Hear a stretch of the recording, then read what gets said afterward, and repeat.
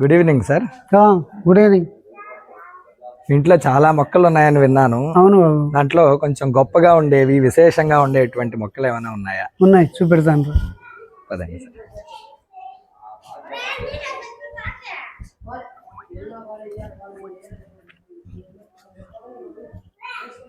ఇక్కడ ఉండే ఈ చెట్టుని సీతాఫలం చెట్టు అని అంటాము. Okay sir. ఈ సీతాఫలం చెట్టు అనేది చాలా ప్రాంతాల్లో కూడా విరివిగా పెరిగేటువంటి చెట్టు.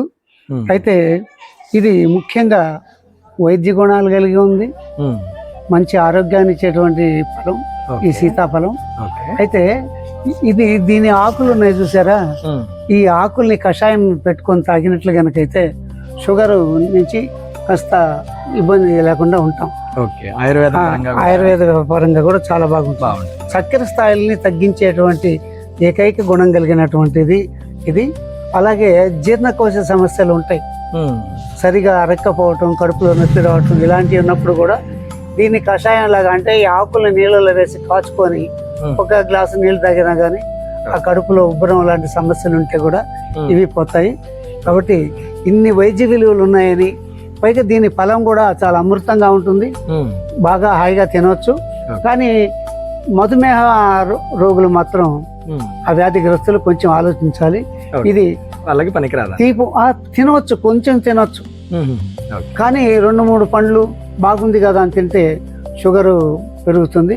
అందువల్ల వైద్యుడిని సంప్రదించి ఏ మేరకు తీసుకోవచ్చు కనుక్కొని చేస్తే కూడా చాలా బాగుంటుంది. ఇన్ని ఉపయోగాలు ఉన్నటువంటి ఈ ఆరోగ్య సిరిని నేను ఆస్వాదిస్తున్నాను. అందరినీ కూడా ఇలాంటి చెట్లు పెంచుకుంటే ఆరోగ్యానికి మంచిదని నా సలహా ఇస్తున్నాను. సీతాఫలాన్ని చూపెట్టాను కదా, దానికి రిలేటెడ్గా ఇంకొక పండు ఉంది, చూపిస్తాను రండి. ఇప్పుడు ఇక్కడ కనిపిస్తుంది కదా పండ్లు, దీన్ని అరుదుగా దొరుకుతుంటుంది ఈ చెట్టు. దీన్ని రామాఫలం అని అంటారు. ఇది సర్వరోగ నివారణి అని చెప్పవచ్చు. షుగర్ వ్యాధిగ్రస్తులు, గుండె జబ్బులు ఉండేవాళ్ళు, పక్షవాతాలు ఉండేవాళ్ళు, ప్రతి జబ్బుకి ఇది తినడానికి ఎలాంటి అభ్యంతరం లేని పండు అంటూ భూమి మీద ఉందంటే రామాఫలం మాత్రమే. చాలా గొప్ప పండు ఇది. ప్రతి ఇంట్లో ఉండవలసిన మొక్క, అరుదుగా దొరికేటువంటి మొక్క. కాబట్టి మీరు ఈ ఫలాన్ని తిని దీనివల్ల మీరు పొందేటువంటి ఆరోగ్య విలువల గురించి తెలుసుకోండి. సరే, ఆ పండ్లు కోసినవి ఏమైనా ఉన్నాయా? ఆ పండ్లు కోసినవి కూడా ఉన్నాయి, రండి చూపిస్తాను. ఇలాంటివి ఇవి. ఓకే సార్, చాలా బాగుంది సార్, పట్టుకోవడానికి కూడా చాలా డిఫరెంట్ గా ఉంది. చాలా అరుదుగా చూస్తుంటాం సార్ ఇది. అవును, దానిలాగా దొరకదు అన్ని చోట్ల. అయితే ఇది గుండె జబ్బులు ఉండే వాళ్ళు తినవచ్చు, మధుమేహం ఉండే వాళ్ళు తినవచ్చు, కాళ్ళ వాపులు ఉండి వాతంతో బాధపడే వాళ్ళు తినవచ్చు. ఇప్పుడు అన్ని జబ్బులు ఉండే వాళ్ళకి ఇది చాలా ఆరోగ్యశ్రీ. ఎవరైనా వాడుకోవచ్చు, తినవచ్చు, బాగుంటుంది. మనకి వీక్ గా ఉంటే కూడా ఒక పండు తింటే ఒక 10 నిమిషాల లోపే మళ్ళీ ఎనర్జీ వచ్చిన ఫీలింగ్ వస్తుంది. చాలా బాగుంటుంది పండు. మంచి ఆరోగ్యాల విలువలు ఉన్నటువంటి చెట్టు ఇది. అందరి ఇళ్ళల్లో ఉంటుంది, మంచిది. ఇంకేమైనా పళ్ళు ఉన్నాయా? ఉన్నాయి, చూపిస్తాను. దీని తర్వాత లక్ష్మణ ఫలం అని ఒకటి ఉంది, దాన్ని కూడా చూపిస్తాను, రండి చూడండి. అది కూడా మంచి ఆరోగ్య సిరి అది.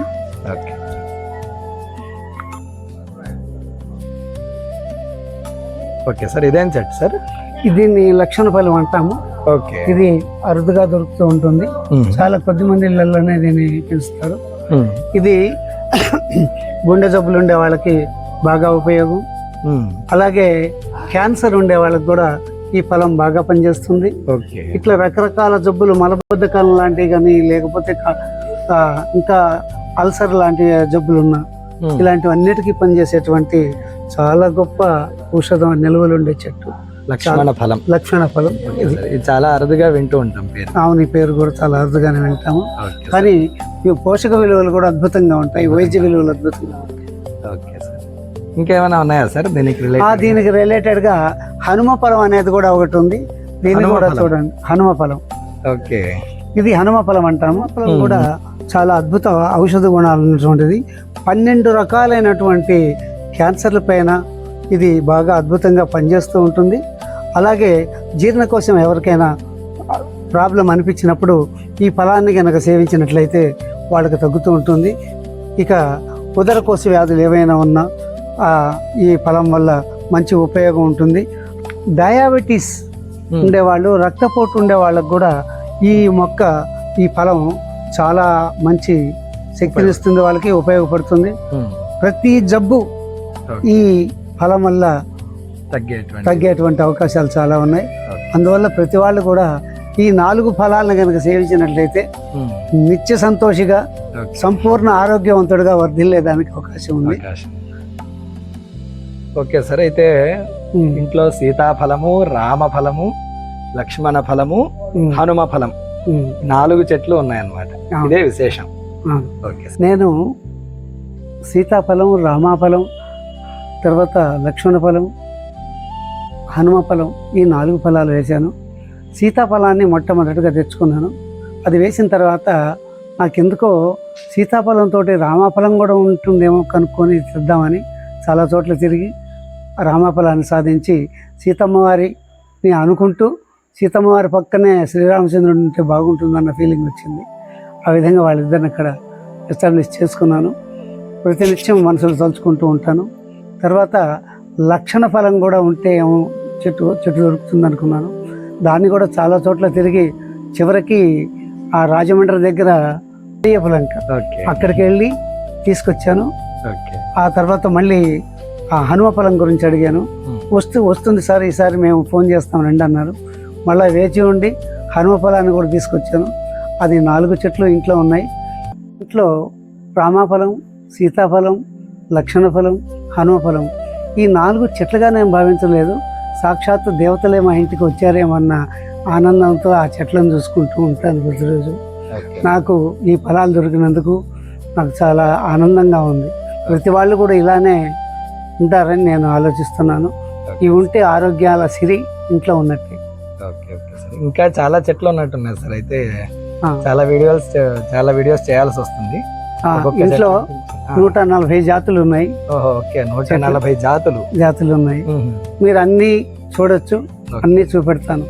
ఓకే చాలా ఉన్నాయి. అయితే ఒక్కొక్క రోజు ఒక్కొక్క చెట్టు గురించి చెప్పినా అవును చాలా మందికి ఉపయోగపడతాయి. అవును, ఉపయోగపడతాయి. Okay sir, thank you sir. Okay.